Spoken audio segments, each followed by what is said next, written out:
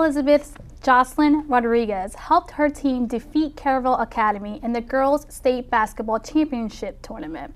Welcome to the show, Jocelyn Rodriguez. Thank you for having me.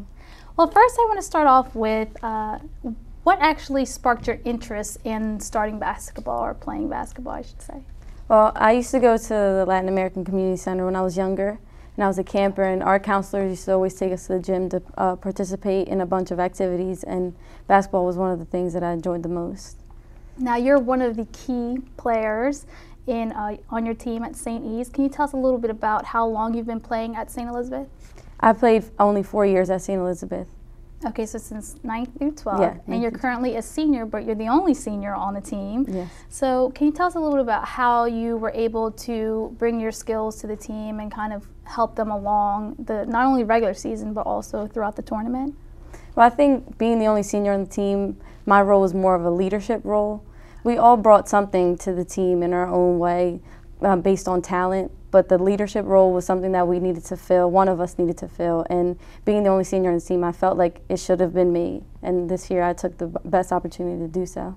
And during championship night, you scored 20 points. Yes. And had 7 rebounds. Can you talk about a little bit of the effort that it took for you to actually get to the last game of the tournament?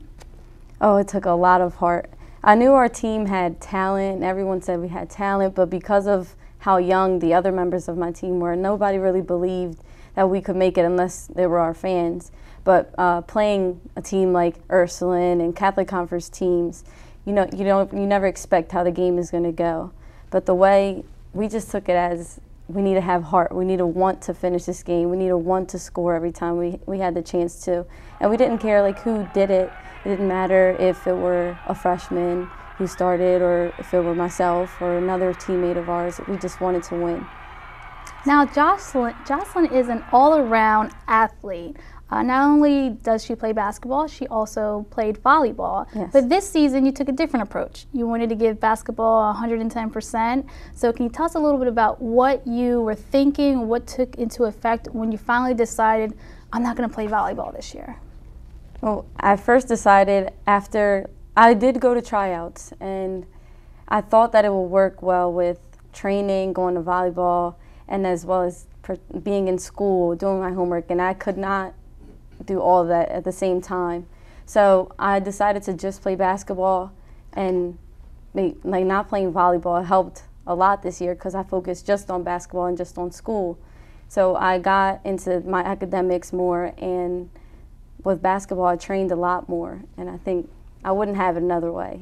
Yeah. Now let's talk about the type of management you have to have as an athlete while you're trying to pursue your academics and make good grades.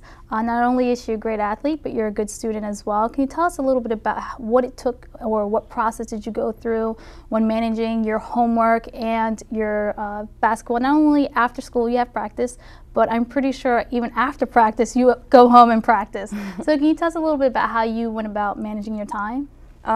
Usually we would practice a little bit after school, after the JV boys would practice, so we had 2 hours in between.